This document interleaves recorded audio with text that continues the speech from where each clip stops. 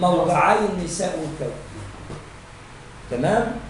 ده بالنسبة لكرها اللي هنا والتوبة والأحقاف دول فيهم قراءات، إنما كرها اللي ما فيهاش قراءات كم مرة؟ فصلت فيها واحدة أيوه والله على ستة فيها واحدة. وأنا قلت لكم على واحدة قبل كده لما جينا عندي في ربع ومن أهل الكتاب قلت لكم إن فيها واحدة.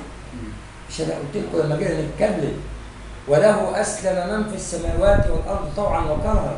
مش أنا قلت لكم جت كم مرة كرها وهنقولها في النساء؟ أدي إحنا جينا عند النساء.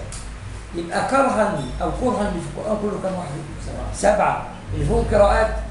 أربعة. صعبة ولا سهلة؟ من إيه؟ غيره.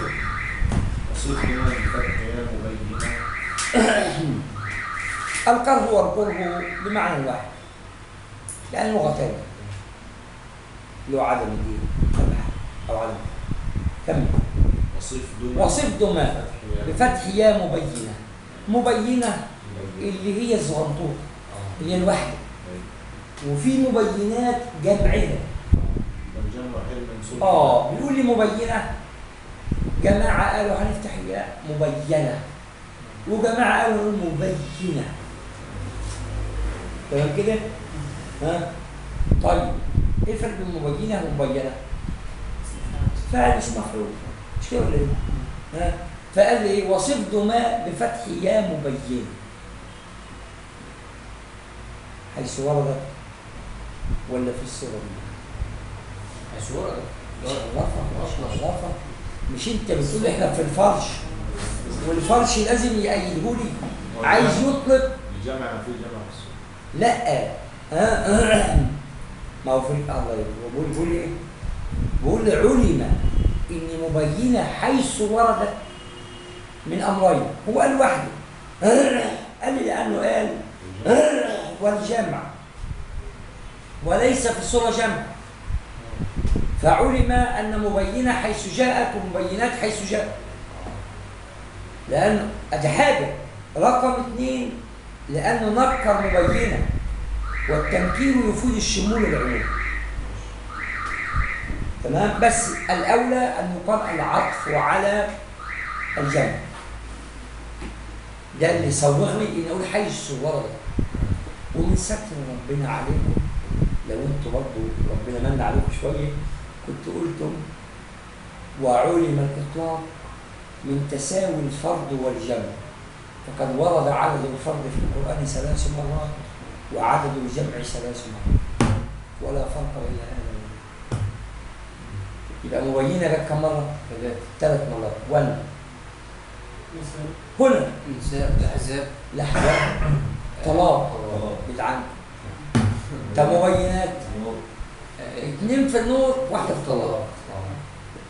ما انتوا ما بتسمعوش الكلام كده. سورة الطلاق فيها 4 حاجات، كل حاجة جت 3 مرات. ما هي؟ اللاقي لا سيادتك اللاقي جت 4 مرات في 3 سور. لا شوف اللاقي جت 4 مرات في 3 سور. إنما الطلاق فيها إيه؟ كم حاجة جت 3 مرات؟ 1 مبينة ده ضمننا الحمد لله. مبينة مبينات اللي احنا فيهم. وكأي من قرية جدع جت 3 مرات. آخر واحدة نقرة 2 في الكهف وواحدة في الطلاق. تمام كده؟ إنما اللاقي جت 4 مرات في 3 سور. تمام كده؟ الأحزاب والمجادلة و2 في الطلاق. صعب ولا سهل؟ يلا بينا. مين اللي بيفتح ومين اللي بيكسر؟ أنا بعد ما عرفت القراءتين قال لي إيه؟ وصف دماء. إيه رأيكم في وضع البيت؟ لو قدم الرموز؟ قدم الرموز جدع. قدم الرموز يعني. إيه رأيكم؟ هو نص عليها في اللي تشوفوه أنا بسألكم يعني معاه ولا مش معاه؟ لا هو ماشي معاه ماشي بس. قال وقبل لا هو عنده الشيخ قال ومهما بتاع وقبل وبعد ما فيش مشكله، ما عندوش المستقبل قبل وبعد مش مشكله. انما لو الشاب اللي عمل كده كنت انا سالت منه انه مش عارف واحد. هو قال لي الرموز المفرده انا هعمل كذا، الرموز الجماعيه هعمل كذا، يبقى ما يخليش ولا ايه مش مزاجهم؟ تمام. بقول وصدهما شعبة وابن كثير قرأ أو روى شعبة وقرأ ابن كثير مبينة في 3 مواضع بفتح الياء هكذا مبينة، وقرأ الباقون بكسرها. هذا في مبينة المفرد. طب والجمع؟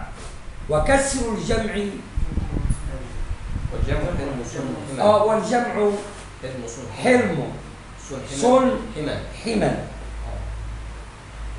بقى عايز يقول لي افتح المجموعة هي مبينات. والجمع ايه؟ حلم صن حمل. حلم صن حمل. يعني انا عايز اوصلك ابن كثير معانا هو وشعبة زائد مين اللي جه معاهم في المجموعة؟ البصريان والمدنيان. البصريان والمدنيان ما تتعبش نفسك، يبقى زاد معهم في المجموعة المدنيان والبصريان. برضه والعذر للناظر أنه عطف الأكثر وترك الأقل في مبينات، لأنه عاطفة بيقول لفلان وفلان. إنما سيدنا الصلب كان بيقول إيه بقى؟ وفي الكل فافتح يا مبينة. صحيح.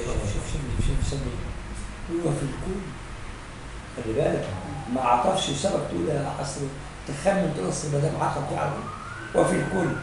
وممكن هنا اقول ان انا عرفت الكل من اطلاق الشاطئ برضه الجبليه ان وكل ذات تبعته في شاطئ. بيقول وفي الكل فافتح يا مبينه ده صحيحه وكسر الجمع كم شرفا هذا. ايهما تختار الشاطئ ولا من الجزل فاز البلد؟ ولماذا؟ شاطئ ولا من الجزل؟ انا لو اختار الشاطئ عشان كلامه واضح. يقول وفي الكل ما يعقلنيش فقط. رقم 2 جاب الاقل في القراء في الترتيب، جاب الاقل في الاثنين، انما في الجزل جاب واحده وواحده. كمل. محصنه غير مبينه. اذا كانت مبينه ومبينات في قراءات فان محصنه والمحصنات يعني اللي فيها الف ولام واللي ما فيهاش الف ولام. خلاص؟ لا ما لو جت محصنات من غير الف ولام معاك برضه. لو جت المحصنات اللي فيها الف ولام يبقى كلامك في المحصنه عن فيها الف ولام واللي ما فيهاش الف ولام. ما هما الاثنين جنب. ما جاتش يبقى مش مفرد محصنه. محصنات او المحصنات. تمام؟ يبقى مبينه ومبينات مفرد وجمع. طب محصنه والمحصنات معرفه ومنكره. شوف الامام الكسائي قرأ بكسر يقول ايه؟ محصنات المحصنات حيث ورد الا الموضع اللي هو بدايه الحزب او والمحصنات من النساء. ليه؟ لان هم مفعولات ما يبقاش فاعلات لانهم محرمات. عشان الجماعه المشايخ ما بيقروا يقوم يقرا ايه التحريم ويقول لك ايه؟ والمحصنات من النساء الا ما ملكت ايمانكم وما يمرون. انا ده كلام يا عم انت خايف عليه. يقول لك اصل دول بيت المحرمات ما تخافش. عشان كده لم تقرا المحصنات لان هم بتاع ايه؟ اسم مفعول على طول. انما اي واحده بعد كده قراها الكسائي وحده وكسر الصاد والباقون بفتحها. صعب ولا سهل؟ يلا بينا. ومحصنه كمل في الجمع. شوف محصنه في الجمع كسر ما تسمعوش برضه الكلام.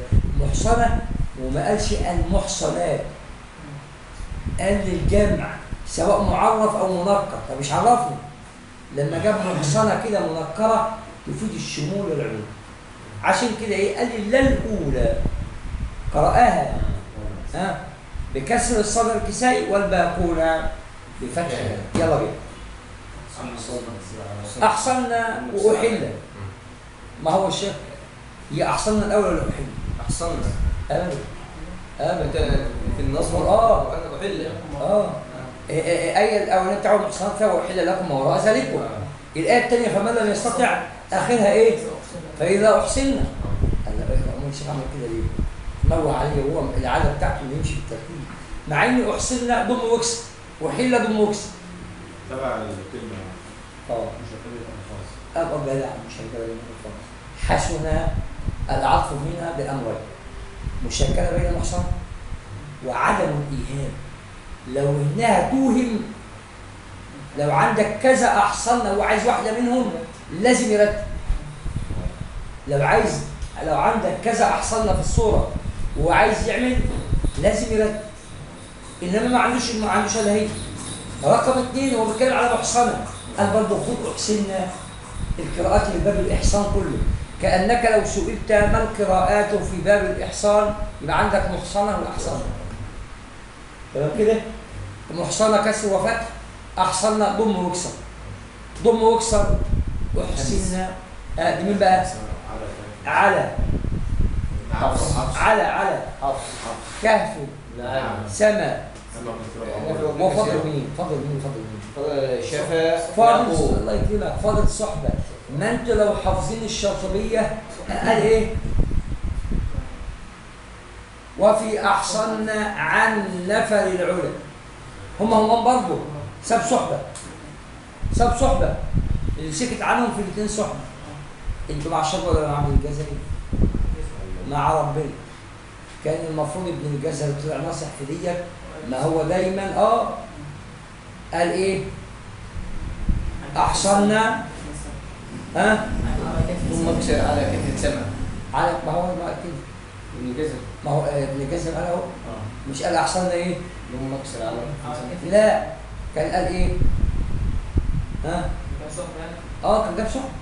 ما هو لو جاب صحبة كان يبقى لان انا بستفاد حاجه من الحقيقه من متن الجزر والشقيق. الاثنين بيكملوا بعض. واحد يجيب لي على كهف والتاني يجيب صحبه وكسرت مرارا قلناها كان يبقى هو الشيخ ابن الجزر ماشي معاه على كده يعني خالف تعرض ما عليه. اذا قرأ بضم الهمزه وكسر الصاد وحسنا كل القراء على صحبه.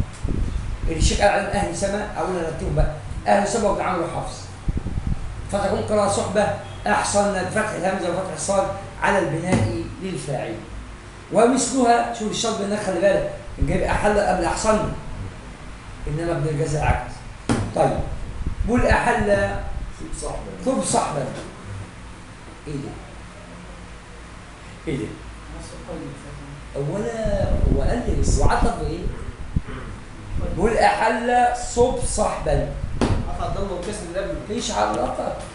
هو قال لي واحل صب صحبا وحتى لو هو قال لي انا هبقى اعطف القيود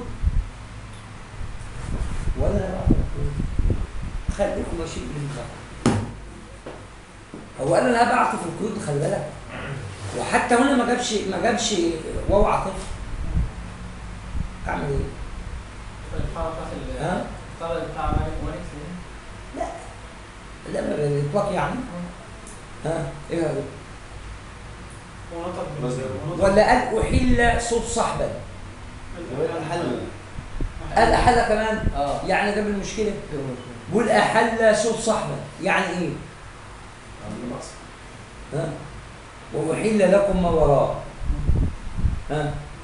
بيقول اللي عايز يقول لي ابو جعفر وصاحب الكوفي ما عدا شعبه بيقول واحل بالضم والكسر عطفا على احسننا.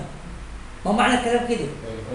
وحذف الواو للضروره شو وزن وهذه مخالفه لمنهج المشايخ في متونهم فانه لا يعطف قيود على قيود ما بيعطفوش قيود الا بالاعاده او اذا كان الموضوع انما يعتبر للشيخ لانه هنا القراءه ماخوذه من الشهره.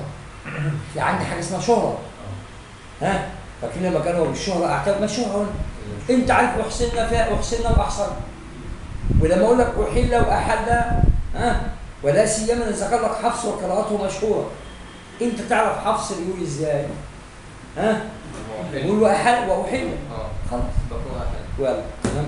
اذا قرأ الكوفيون عدا شعبة وكذا ابو جعفر واحل لكم بضم الهمزه وكسر الحاء والباقون بفتحهما عطفا على احسن. كمل. تجارة عدا كوفي. تمام. كان هناك الشاطبي رحمه الله جايب تجارة مع حاضرة، تجارة نرفع نصبه في النساء سوا، وحاضرة مع هنا عاصم كلا. إنما سيدنا ابن الجزري جاب تجارة حاضرة جابها فين؟ في البقرة عاصم، وجاب تجارة لوحدها هنا في سورة إيه؟ يلا يسيبوا لي إيه؟ تجارة عدا كوفي. تمام. اشرح بقى سهلة دي. كل قراءة الكوفيين يقرأون تجارة بالرفع ولا بالرفع؟ إن شاء الله. لفظ. من اطلاق اللفظ دي القاعده بقى. واطلق رفعا. ده اسم مش ده اسم. القراءه بين الرفع والنصب والجر، او القراءه غير الكوفيين بالرفع من الاطلاق اللفظي، فتكون قراءه الكوفيين بالنصب. كمل. وفتح ضم مدخلا مدى كالحج، يعني هنا وفي الحج مدخلا. كريمة. قول ايه؟ افتح ضم، قول مدخلا. لا يدخلن مدخلا كريما، لا يدخلنهم مدخلا يرضون. الباقون مدخلا. وبعدين قال هنا وفي الحج ليخرج. مدخلا. جدع جدع جدع. طب وهي مدخلا توهمني في مدخلا يا عم الشيخ. صحيح، عشان كده الألف فتح ضم. خلاف الميم مفتوحة مضمومة في التسجيل. يعني انا لما قلت ايه قال هنا وفي الحج، فبقول لكم مدخل اصلا، مدخل. دي مدخلا مالكش دعوه. امال إيه؟ يعني انا لما قلت لك هنا وفي الحج قلت لي اخراج ايه؟ التوبه، وقلت نعم. وبعدين قلت راجع اقول لكم لا، هو مدخلا زي مدخلا ومدخلا يا عم الشيخ، فماذا انتم قائلون؟ يا ترى انا قلت ولا مش متفقة مش لازم. لا لا لا، لأن عندي قراءة هناك في مدخلا ليعقوب مدخلا. خلي بالك خلي بالك خلي بالك، مش عندك يعقوب ويقول مدخلا مدخلا؟ هو الواحد. ها؟ هو الواحد تقريبا. هو الواحد. هو لوحده انفرادة، مش كده ولا ايه؟ كان عامل له بيت كده في الدورة لوحده. ومدخلا فتح ضم. مدخلا مدى؟ لا لا لا، ده هو كان في الدورة عامل له بيت لوحده ايه؟ بدور يلمز، وكلمة تفنصل ثانيا ضم ميم يلمز، الكل حوز. كان عامل له شوية بيت كده في الدورة يجيب يضيل. هي رد عملها في بيته. ما هو انا عارف يضيل ويلمز ومدخلا، كل ده كان عامله بيت ليعقوب. وكلمة تفنصل، كلمة تفنصل ايه؟ ثانية. إذا لما أقول لي الشيخ بيخرج ايه؟ يخرج موضع التوبة. امال الامام الشافعي قال ايه؟ قال مع الحج ضم مدخلا. هل الامام الشافعي كان بيحتاج يقدم مدخلا بتاع التوبه وما عندوش يعقوب في المتن بتاعه؟ ما الفرق بين تعبير الشاطبي وتعبير ابن الجزري؟ ان تعبير الشاطبي تعبير قيد او حصر، اما تعبير ابن الجزري في تعبير قيد. يبقى دي بيحصر لي، بيعرفني مدخلا في سورة ايه وسورة ايه. اما تعبير ابن الجزري فالتعبير قيد باخراج ما عداهما، ولا سيما ان عنده يعقوب بيقرا مدخلا. وكان قيد هنا الا انه رجع عدو في المتن في انا التوبه. مش حافظ التوبه، اما اروح عند التوبه هقول ايوه تمام. لا انا بديك استعمال الشيخ ان هو ده استعماله، يعني الشاطبي بيعرفني اللي هنا واللي الصوره كذا جزاه الله خير. انما ابن الجزري بيقول لي الاثنين دولت ومالكش دعوه بتاعه التوبه اللي يعقوبها ولا مدخل، بس بهذا قيد وهذا قيد. أصلا الشاطبي ما كانش ذكر الحج، كنت تاخد الحج والتوبة. لا اما تاخد النساء بس. لا هو اللي يفتح الميم، لكن انت عندك مدخله متفق عليها ما فيهاش قراءه. خلاص؟ في عندكم البيت خلص؟ ها؟ الحج عاقلت لكوف قصرى. فاضل ايه؟ ونصف خلاص البيت عاقلت لكوف قصرى. خلي بالك عاقلت غير اذا مين اللي هيقول بقى مدخلا؟ المدنيات